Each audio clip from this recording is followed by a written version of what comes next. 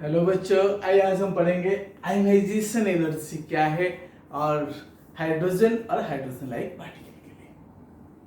देखो बच्चे, ionization energy आप आगे जाके डिटेल में पढ़ोगे पीरियोडिक क्लासिफिकेशन में, एंड जो कि मेरे चैनल में वीडियो पढ़िए। आप अगर सर्च मारोगे आयनाइजेशन एंथैल्पी, उसमें कई सारी चीजें और फैक्टर्स भी हैं। बट आज हम ये एटॉमिक स्ट्रक्चर के अंदर हाइड्रोजन और हाइड्रोजन लाइक पार्टिकल्स का आयनाइजेशन एंथैल्पी के बारे में बात करेंगे और कौन सी फार्मूला के थ्रू में हम आयनाइजेशन एंथैल्पी निकालते हैं उसके बारे में बात करेंगे।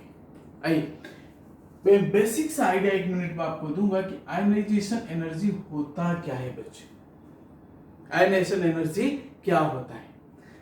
बच्चे, सिंपली सी चीजें हमेशा आप एक बेस से सोचना शुरू करो। आयोनाइज, फिर एनर्जी, इसको स्प्लिट कर दो। स्प्लिट जब कर दोगे आपको काफी सारा चीज क्या होता है समझ में आ जाता है। देखो, हाइड्रोजन है, इसको मैंने क्या किया, एनर्जी दिया, और यहां पे क्या हुआ, प्रोटॉन रह गया और इलेक्ट्रॉन एटम से बाहर चला गया। यहाँ पे देखो, अगर मैं डिटेल में थोड़ा सा और आपको बताता हूँ, ये है न्यूक्लियस है, ये हाइड्रोजन एटम है और ऐसे ऑर्बिट है, क्या है, बट इलेक्ट्रॉन कितनी है ना, एक ही इलेक्ट्रॉन हाइड्रोजन बच्चे होती है। ये न्यूक्लियस है और एक इलेक्ट्रॉन है और ऑर्बिट सर खाली एम्प्टी से, ये क्या है, एम्प्टी है। आयनाइजेशन एनर्जी का मतलब है कि amount of energy required to remove this electron from its shell to the what, infinity, है कि नहीं? तो इस इलेक्ट्रॉन को यहां से हटा के मैं इसको इन्फिनिटी तक भेज दिया, मतलब न्यूक्लियस की सर्कमफेरेंस से बाहर भेज दिया, है कि नहीं? इसको अगर हम लिखते हैं ना, शॉर्ट में लिखवा देता हूं, amount of energy required to remove an electron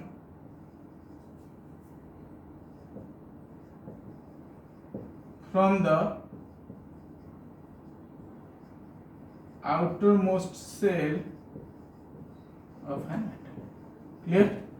कितना एनर्जी चाहिए एक इलेक्ट्रॉन को एटम के आउटर मोस्ट सेल से हटा के बाहर निकाल दो। दैट मीन्स अब हाइड्रोजन क्या हुआ, जब एक इलेक्ट्रॉन हट गया ये आयनाइज हो गया। क्या हुआ? आयनाइज हुआ। तो इसीलिए जो एनर्जी आयनाइज करने के लिए हम इसको सप्लाई किए, इसीलिए इसको कहते हैं आयनाइजेशन एनर्जी। आयनाइज करने के लिए मैंने यहाँ पे क्या किया, इसको एनर्जी सप्लाई किया। जब मैंने एनर्जी सप्लाई किया, इसलिए इसका नाम हो गया आयनाइजेशन एनर्जी है। इसको किलो जूल या जूल से भी हम मेजर करते हैं। समझा? इस एनर्जी को किलो जूल और जूल में हम मेजर करते हैं। और ये हमेशा क्या होते, थोड़ा सा मैं बेसिक बता देता हूं, ये एंडोथर्मिक होती है, लेकिन और ये पॉजिटिव भी होती है। बेसिक से मैंने जल्दी से बता दिया हूं कि ये सारी चीज होती है आयनाइजेशन एनर्जी। बट हमारे जो बेसिक जो आज की जो टॉपिक है कि हम हाइड्रोजन एटम और हाइड्रोजन लाइक का मतलब बच्चे क्या होती है, हाइड्रोजन लाइक मतलब क्या है ना, जिसमें एक ही इलेक्ट्रॉन है, वो H हो सकता है, H प्लस हो सकता है, Li+2 भी हो सकता है। समझ पा रहे? तो इसीलिए इनकी आयनाइजेशन एनर्जी कैसे निकालेंगे ना, हम बोर्स की थ्योरी को याद करनी पड़ेगी। बोर्स ने एनर्जी का फॉर्मूला बच्चे दिया था, क्या था, N = -21.8 × 10⁻⁻19 जूल × Z²/n²। याद आ रहे? नहीं याद आ रहे? फिर से वीडियो देखो बोर्स थ्योरी की। और तीसरी बार नहीं आ रहे, फिर से देखो या इसको नोट करके रखो, ठीक है? सो हाइड्रोजन आटम में बच्चे एक ही सेल होता है, के सेल है, पहला सेल है, n इक्वल टू 1 है, तो इसलिए n की वैल्यू में 1 लिख दिया। ये n इक्वल टू माइनस, और z की वैल्यू बच्चे, z क्या होती है ना, एटॉमिक नंबर है, और n जो होता है बच्चे ये होता है सेल नंबर है, कौन सी सेल में है, कौन सी ऑर्बिट में है, कौन सी एनर्जी लेवल में है। क्लियर? तो ये हो जाएगा z की वैल्यू कितनी होती है हाइड्रोजन के लिए, हाइड्रोजन एटम के लिए z बच्चे कितनी होगी ना, z इज इक्वल टू 1 होगा। n भी के सेल के लिए कितना, पहली सेल में है या पहली ऑर्बिट में इलेक्ट्रॉन है, तो n की वैल्यू भी 1, z भी 1, तो सिंपली मैं लिख दूंगा 21.8 इंटू 10⁻19 जूल। अगर फास्ट एनर्जी में इलेक्ट्रॉन है तो मुझे कितना एनर्जी देनी पड़ेगी ना, 21.8 इंटू 10⁻19 जूल।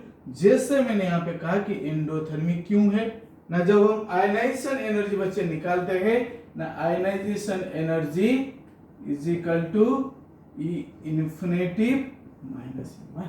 जब इसको मैंने इलेक्ट्रॉन दिया, ये n क्या हो गया ना, इन्फिनिटी हो गया, तो इसलिए एनर्जी इन्फिनिटी में जो एनर्जी लेवल है minus E1 energy level, infinity में एनर्जी कितना होगा, 0 होगा, माइनस E1, तो 0 माइनस 21.8 इंटू 10⁻19 जूल, तो ये क्या हो जाएगा बच्चे, पॉजिटिव में आ जाएगा, 21.8 minus minus plus into 10⁻19 joule.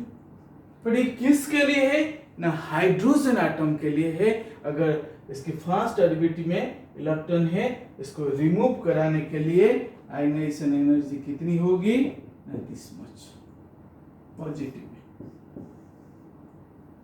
इसलिए बोर्ड्स ने एक फॉर्मूला सिंप्लीफाई कर दिया कि अगर हम दूसरे एटम हाइड्रोजन लाइक एटम का करते हैं ना, Z² into ionisation energy of hydrogen, तो Z अगर मैं हीलियम का लेता हूं और मैं बोलूंगा हीलियम की, लेकिन हीलियम एटम लेता हूं तो Z हो जाएगा कितना ना, 2 का square into ionisation energy of hydrogen, या 4 इंटू यहाँ पे कितना होगा 21.8 इंटू 10⁻19। लिथियम है तो यहाँ 3 पुट कर देंगे।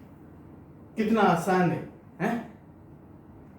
अगर कोई अभी भी डाउट है तो कमेंट्स में जरूर लिखिए इसको।